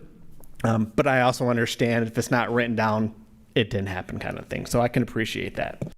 Yeah, I'm not trying to, throw shade on anyone, but we know in this district there's been a lot of turnover everywhere, from teachers to building admin to staff. So sometimes the message gets lost. But I do appreciate the job you're doing. Thanks, Ryan. Yeah, I second that. Board Member Romero? I'll third that also, because it's not, my uncle was in security also before he passed, but he was, what goes into security, a lot of people don't realize. So trust me, when I'm asking this stuff, it's not because, it's just some things that we're thinking about. When it comes to Mr. Nickel, which he had said about, the add-in where, the district property remaining, there's a reason to believe their presence will be detrimental to the operation of the school. Let me ask you something. So, and this is why I'm saying, maybe look into a better system if possible, or if there's something that we can do towards this. So let's here's an example. So I come up, I'm walking up. You can't really, just by looking at me, tell what I'm being accused of or convicted of or whatnot. And I might just be normal, plain Jane, there you go. I might have a mental issue going on that you can't really tell, and something, there you go. What happens, for example, let's say I have a PTSD, okay? And I'm sitting there watching the spring scene. Someone comes along, and the trigger that triggers my PTSD, now I'm flailing around and just knocking people out, and this one, you can't tell. But my medical records, or had said, something happens, or not even medical records. I've been arrested for, violence because of XYZ in nature, things like that. You can't really tell by looking at somebody. So there's times that you can, and that's not what I'm talking about. Because yeah, you can tell sometimes when, and that would totally fit. I can tell this is going to be a detriment to the safety of our kids and our staff and the people here at the school. But for the times that you really can't, there should be something that we can look into to help prevent that. It's not going to prevent it. Maybe help. What is it called? Make it not as easy for it to happen. So I'm tongue tied right now for the word, but yeah, it's something like a proactive preventative. Just to look at it in that light, only because it only takes one time for something to happen. And when they realize that a lot of the time after the event happens, it just took that one time. It's after the event happens, they can say, oh, you know what, there was telltale signs that we didn't pick up on, or there's, if they would have looked here, they could have seen, oh, this would have been a flag. Just something like that would be good to have in some kind of policy here, or some kind of M&P maybe we could think about coming up with something like that. And I know it's easy to say, just make it happen. But if we haven't already started thinking about it, maybe there's a way that we can come up with some ideas to have something like that, and just for the safety of all our staff and our students and the community too. Don't forget that thought. I was just going to you, and based on what Board Member Romero is saying, can you look into, I know we've got Raptor, but can you look into potential, more detailed systems that maybe school districts somewhere else are using? You're part of a state school board. Are you a member of something within the state schools? So we follow the Office of School Safety Okay. and all of their recommendations. Some of it's by law, so. Is that a DPI or is that the state government? It's the Office of the Attorney General. Okay. They have like Well, that's a good- subdivisions That's a good and. place to start. Yeah. Okay. I can absolutely look. I won't know until obviously I get out there. The only thing, and I know you mentioned a couple times, is vetting anything through legal, which I appreciate that very much, because some of it I worry about getting into privacy, and so and it's all for good intention, right? Like, yes, if there are red flags out there, red flag laws, stuff like that, I can 100% see the value in that. It just becomes the waters can get muddy, right? About who, not allowing certain parents, but that's where the lawyers come, right? That's why they make the big bucks. But yeah, we can look and see if there are other systems being leveraged for this that expand outside of sex offender registry. I haven't heard of any. That doesn't mean that it doesn't exist, and it can't hurt to look, so. Well, yeah, just, in your spare time. But we do know how busy you are and appreciate it, again, what you do. But yeah, maybe you start with the, BPD or Rock County Sheriff's Department, or, maybe, I don't know. That's out of my purview, so, or my area of expertise. But, we can't, I agree with Board Member Romero and Board Member Hankins and probably everybody in this district that you cannot be too careful. We just, and we're doing a great job, don't get me wrong, but we just can't be too careful, so, yeah. The word complacent. Correct. That we can't be Good word. complacent. Yep. That's the word that leads to not good things, so. So can I throw a motion out there? Motion to table this to the next meeting so we can get some of this information back and maybe determine if there's something that we can put in here or if we need to put in here additionally for the second, or is. My recommendation would be, it's a recommendation. I can read the motion, and we can, we can always change a policy, but if we don't have a policy, we can't change it. So I'll leave you with that. I can't tell you either of you what to do. So, yeah. Anyway.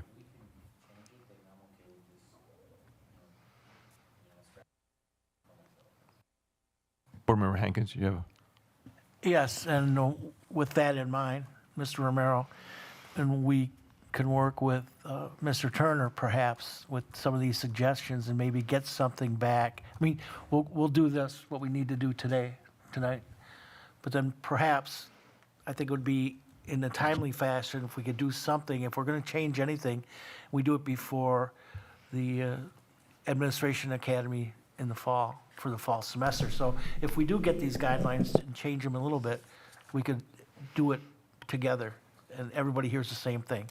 So it's not to put a rush job on you, but it kind of is, just for the next, maybe, what are we in July? So yeah, it's not that far away. Yeah. But yeah, and it doesn't have to be for that, but you know what I mean, obviously some of these things are easy, some significantly more challenging, but some of the easier ones about establishing a written protocol for staff of, hey, if you become aware of concerning information about a parent, whether it's, timely or not, this is what we want you to do. That's fairly easy. Obviously, some of the bigger stuff is not a 30-day turnaround kind of thing.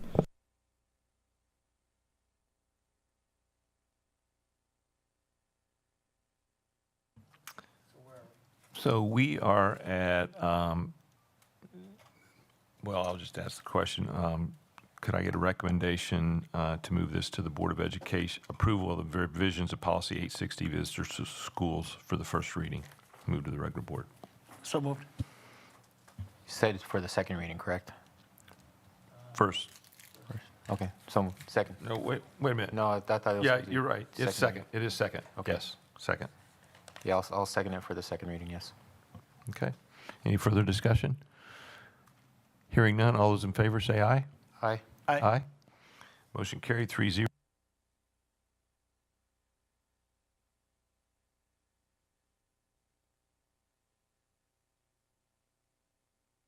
Thank you, Mr. Turner.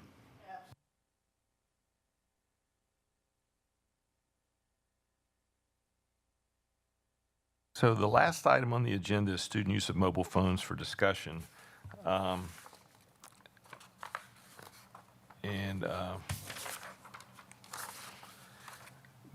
policy was attached, the current policy for mobile phones. The reason this is on here because the state, I understand, is already looking at a mobile phone, cell phone policy for the state. It's not passed. Several states have passed mobile phone policies. Aside from that, schools, school districts have done that. So I think we need to get ahead of the game. There's all kind of, I could probably fill this table with articles and videos of policies that have gone into place throughout the country on the use of cell phones and its effect on education. And the effect typically is not good. It's a detriment to education. And so that's why we have a policy. I think it needs to be updated, and we can go over that. Mr. Romero, I have a question for you before we start this, though. Do you need to be next door? Or are you okay? I could be here for like another 5 minutes or Okay. something like that. Just Okay. Well, we can limit. This is not an end of the subject, and we pass something. It's for discussion. There's no moving it forward. So I could probably- I'll let you go first. Okay, thank you. Yeah, I was just like, I guess to say it real quick. I was looking at it, and in my opinion, the cell phone use is a big problem. It is very distractive, and my son, my son's been, guilty of it too. So it's not, when we're all human. However, I do agree that they shouldn't be in the schools per se, and if they are, they need to be in the lockers or somewhere, that's not on them. There's language in here where it comes down to, at the high school, they can use them before and after, during their lunch break or in between classes, as long as they don't create. You're on the phone, you're doing this, you're losing track of time. You're not making it to class on time. That happens a lot. Even at the high school level where there's more things going on. So honestly, that also opens up to some gray area of translation there. I would probably suggest leaving that out. It's not permissible, unless, in case of emergency situation. Other than that, then you got to determine what's an emergency situation, but you can go down those lines later. It's that, like, for example, at no time is it permissible for students to have their mobile phones during class unless teachers given permission to students to use it for an educational purpose. So you're going to let them have them on them. And, okay, so it's like you're putting the cookies, a cookie plate here in front of the kid who is a sugar fiend and saying, don't touch these. What's going to happen? So that leaves a lot to interpretation as well. So maybe, and again, it's just a discussion. I could probably think of some different wording to make it a little bit more stronger too at times. But I agree that, we do have to get on this and be ahead of the time. I don't like to be retroactive on things too. But the proactiveness of this I do like. Just for right now, that's just a brief thing as far as that goes. But, looking at it, I can put more detail into it, later. But as far as that goes, just to have it not be as broad and open, to a potential situation that can occur. Because I'm not only thinking about the high school students, I'm thinking about junior high school, and then even now in elementaries, a lot of kids have these things too. So there's things that we really got to we should be making a uniform. So when the elementary kids, they're getting used to how everything works, so that's where they're learning. By the time you're 8 years old, they say that you've learned 80% of your habits. So you get into that habit before elementary comes in, then they're primed up for junior high school. Oh, this same policy carries, same thing, nothing changes. So just to remain a consistent thing, I think would be a good thing. So.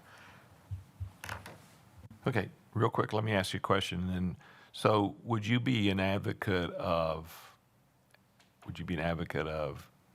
like a total cell phone ban for the day, during the day, from before school till after school, or not even bring them to school, or have them at lunchtime, but not, before school, at lunchtime, and after school, or, what area would you be thinking? I'm thinking usage before school and after school. Okay.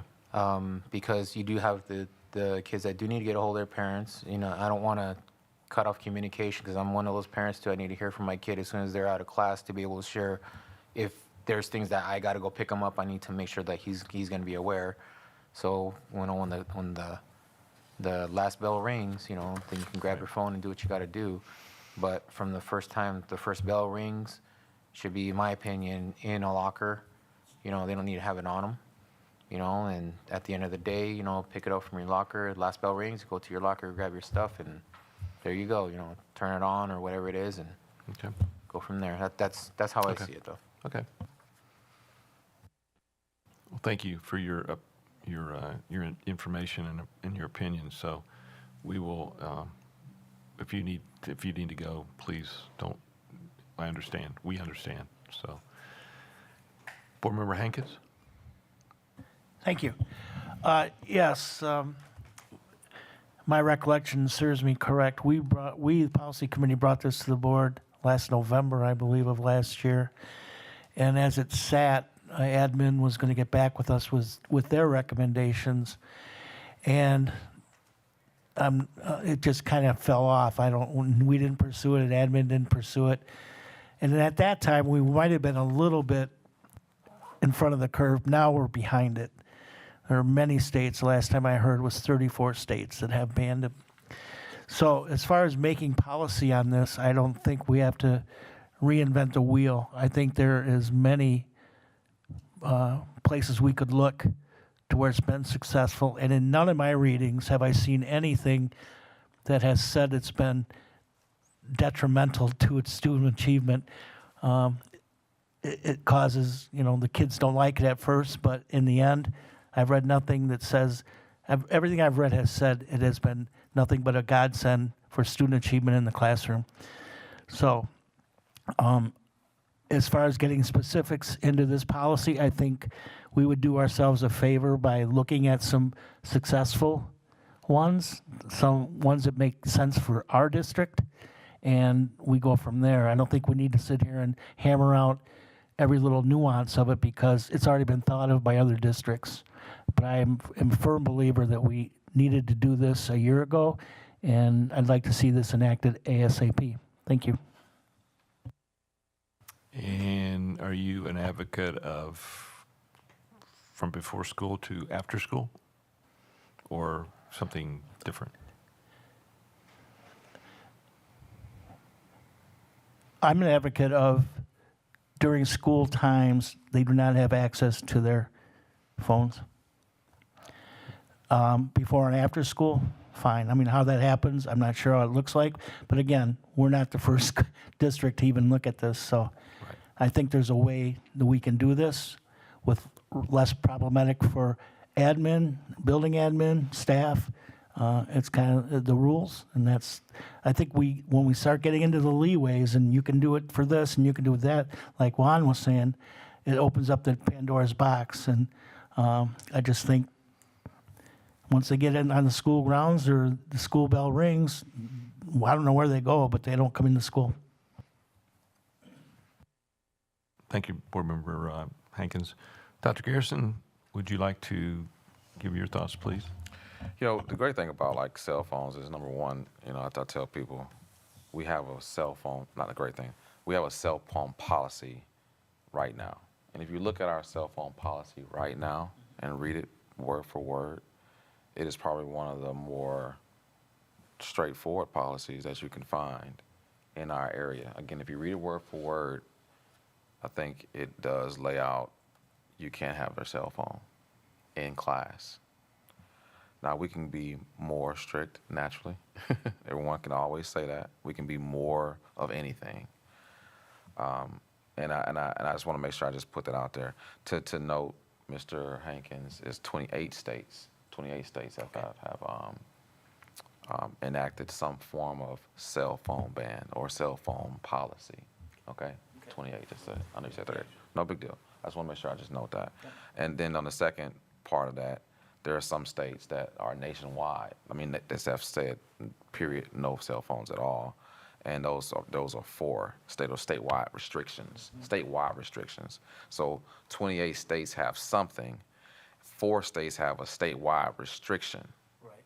Okay, those 4 states are Florida, Louisiana, South Carolina, and Utah. And I knew we was going to be talking about this today, so I want to just bring some general information. Appreciate that. And it's not a, you know, left or right in that space. We're just having a general conversation. And so there's 4 states, statewide restriction, and that's Florida, Louisiana, South Carolina, and Utah. Florida, Louisiana, South Carolina, So all their districts are statewide. uniform. There's a statewide restriction.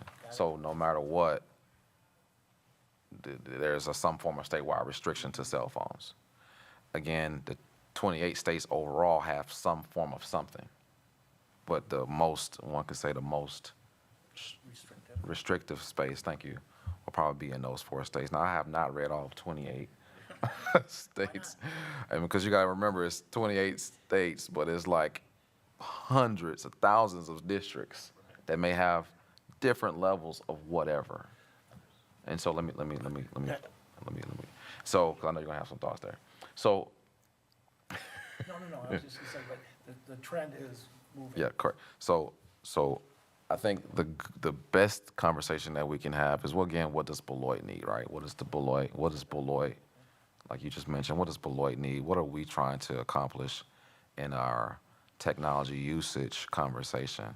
Because whether they have a cell phone, or they have a laptop, or they have a watch, or nowadays, to be honest with you, I can easily put my cell phone in my glasses, okay? There's a lot of different, I'm being honest with you, there's a lot of different ways of communicating, and this is about technology usage. And so I just want to just put that out there, because just as general information, I want the board to know, again, if we look at our policy, it is real straightforward.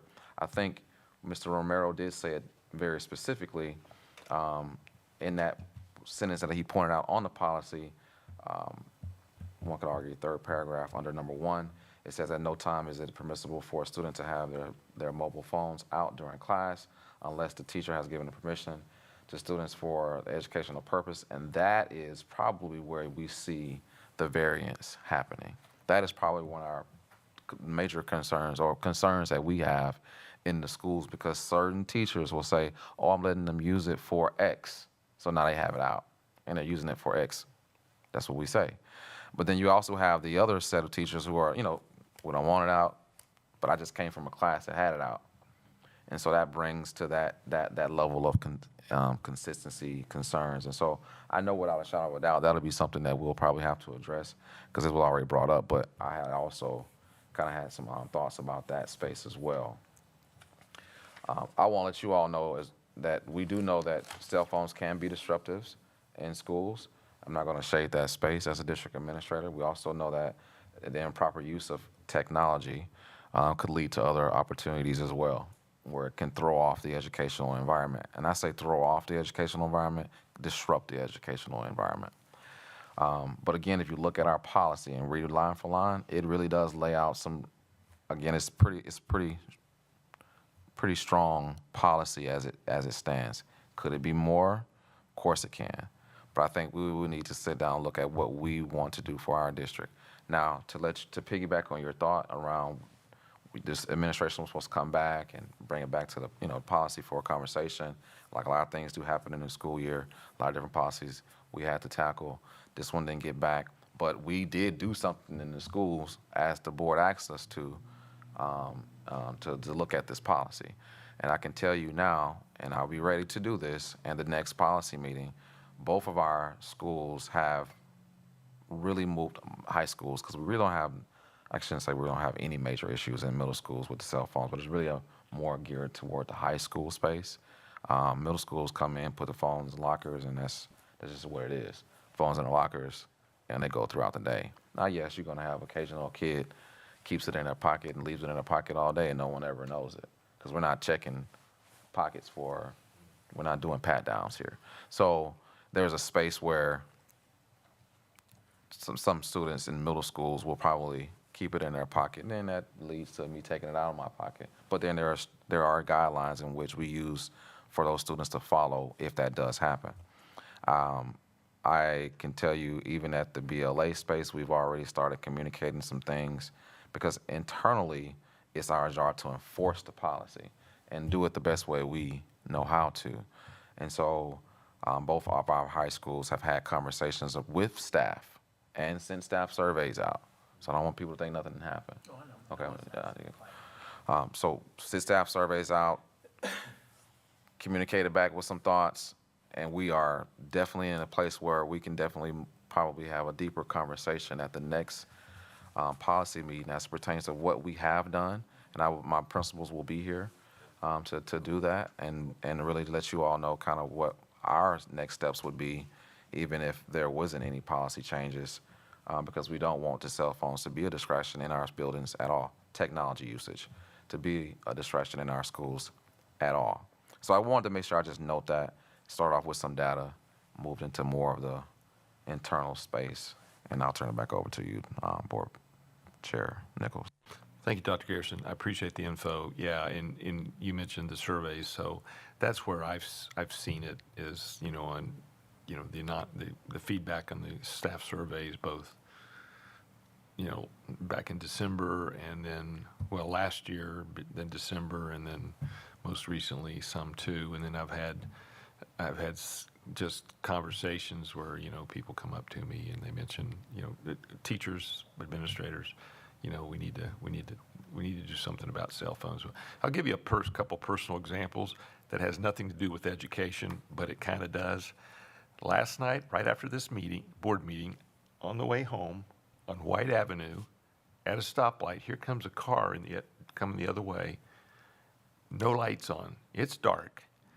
I started flashing my lights. The individual came to the stop sign. I'm still flashing my lights. When I go through the intersection, I'm flashing my lights, and I look over, and that individual is on their cell phone. And where I turned into my subdivision a few months ago, a lady was on her cell phone and went around the person turning right from the other direction and was heading right toward me. And I hit my horn, and she dropped her phone and got into, and probably missed me by 30, 40 feet. I mean, it wasn't really close, but she wasn't going 60 miles an hour either. But anyway, so those are just a couple examples. So yes, the whole world, is overcome with their cell phones. And so, but at the end of the day, it's about the effect that it has on the education of our kids. And that's priority one. So, Board Member Hankins. Yeah, I'm just glad we got it introduced again, and this discussion has a long way to go. It's going to take many turns and twists, and what it looks like at the end of the day, who knows? But I just think it's good that we're talking about it. I've read where, there's blocks that the building administrator could put and say, okay, no cell phones are being used because they're being blocked by something technology says. At the end of the day, she turns it back, or he turns it back on. I mean, there's many different ways technology can be used for and against you. But anyways, again, we're not going to decide anything tonight. We're not here to do that. So, but it's going to be a robust discussion, I'm sure. Thank you. Well, I appreciate everybody's input. That'll be the end of the discussion on that for the night, and I would, the next meeting date is Wednesday, August 6, 2025 at 4 p.m., and I would entertain a motion to adjourn. So moved. And I will second. Any discussion? Hearing none, all those in favor say aye. Aye. Aye. Adjourned at 6:01 p.m.